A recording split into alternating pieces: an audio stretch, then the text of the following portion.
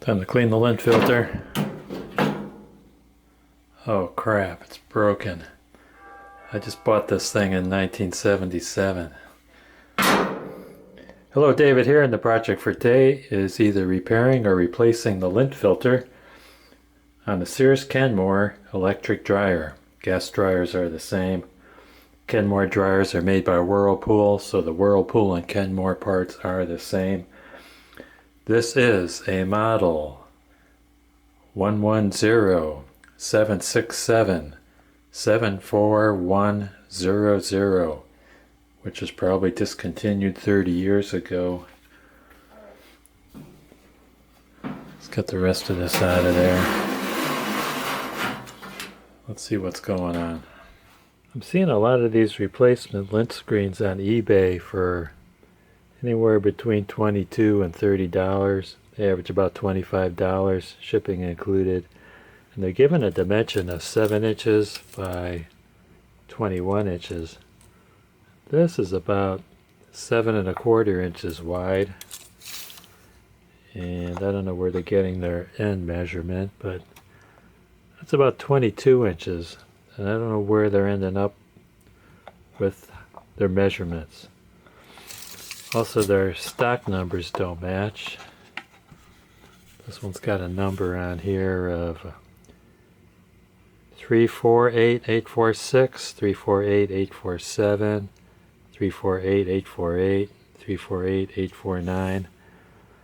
Not getting any part numbers that match that. I see FSP is stamped on there. I know that's a part manufacturer for appliances, but the parts on eBay are all aftermarket.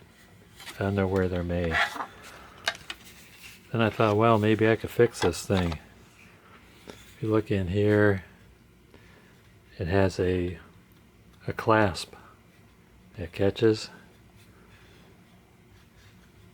This end is broken off, so they fit into a slot.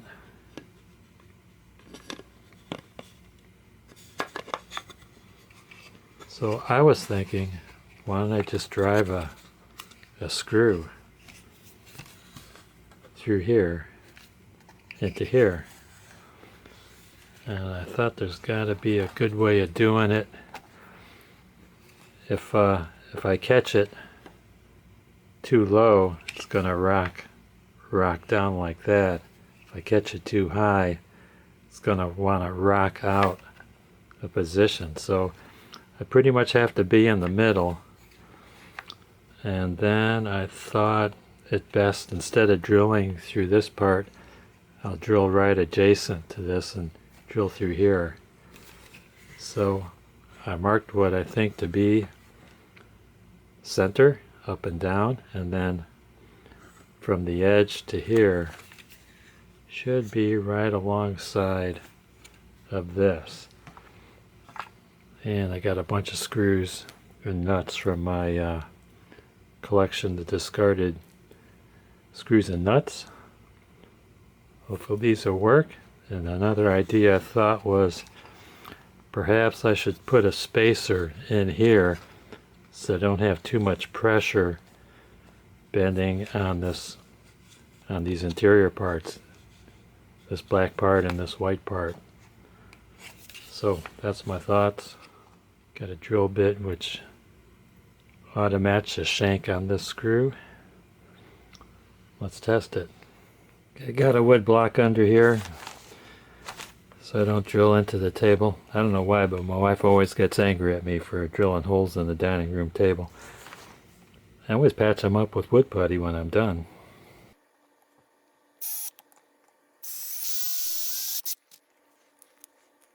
Yeah, good fit.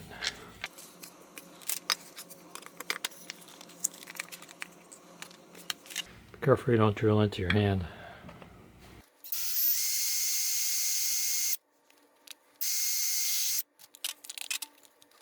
I need to clean that burr out of there. Okay, this nut's going to be my spacer.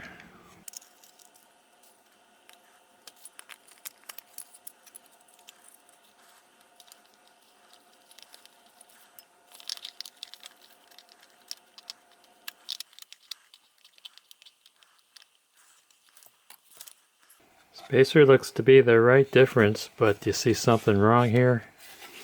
Crap, I got my handle on upside down. You know something, a little practice never hurt anybody.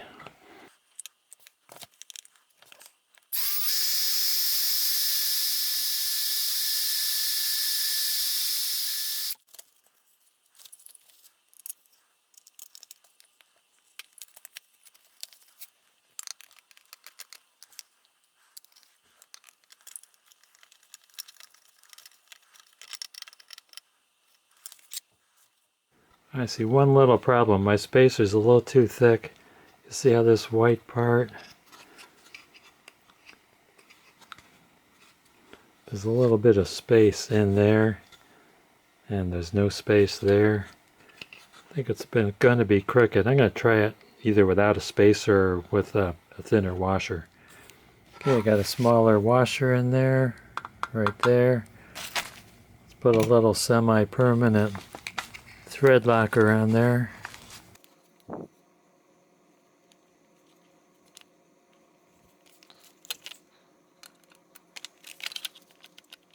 Let's see how it fits.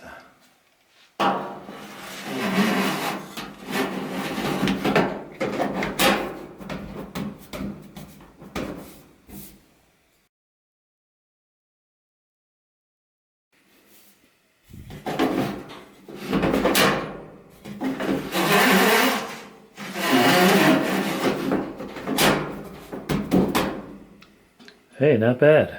I want to thank you guys and gals for watching. Don't forget to hit like, subscribe, and ring that bell for more great videos from David GPO.